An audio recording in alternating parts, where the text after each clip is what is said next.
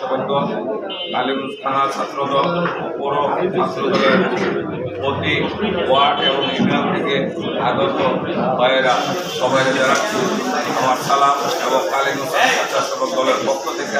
এবং কালীগঞ্জের মাটি ও মানুষের নেতা ফখরুল মিলন ভাইয়ের পক্ষ থেকে শুভেচ্ছা ও অভিনন্দন। আমরা আজকে সবাই এই জায়গায় একটা 28 তারিখে আমাদের কারণের অধিকার প্রতিষ্ঠার লক্ষ্যে যে সমাবেশ ডাক দেওয়া হয়েছে, ওই সমাবেশকে সাফল্যমণ্ডিত করার লক্ষ্যে আজকে আমরা এই জায়গায় আলোচনা সভার আয়োজন করা হয়েছে।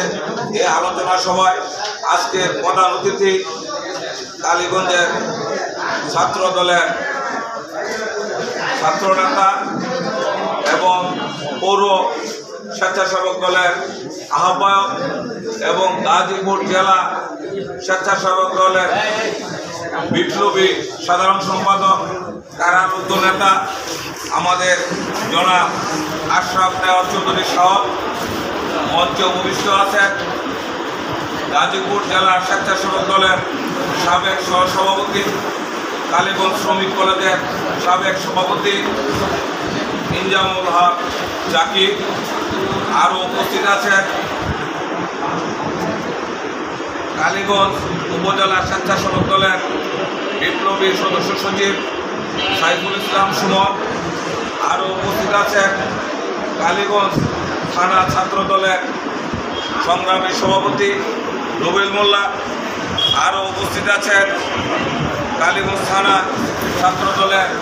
বিপ্লবী সদস্য সচিব আসাদ। মঞ্চে উপবিষ্ট আছেন কালীগঞ্জ পৌর ছাত্র দলের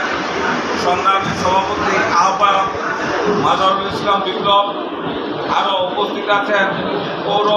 ছাত্র দলের সদস্য সচিব সৈকত এবং আমাদের এই আজকের এই অনুষ্ঠানে নেতা আমাদের কালীগঞ্জ উপজেলা স্বেচ্ছাসেবক দলের সিনিয়র যুগ্ম আহ্বায়ক নাসির, জাহাঙ্গীর, মুজাম্মেল, শামীম,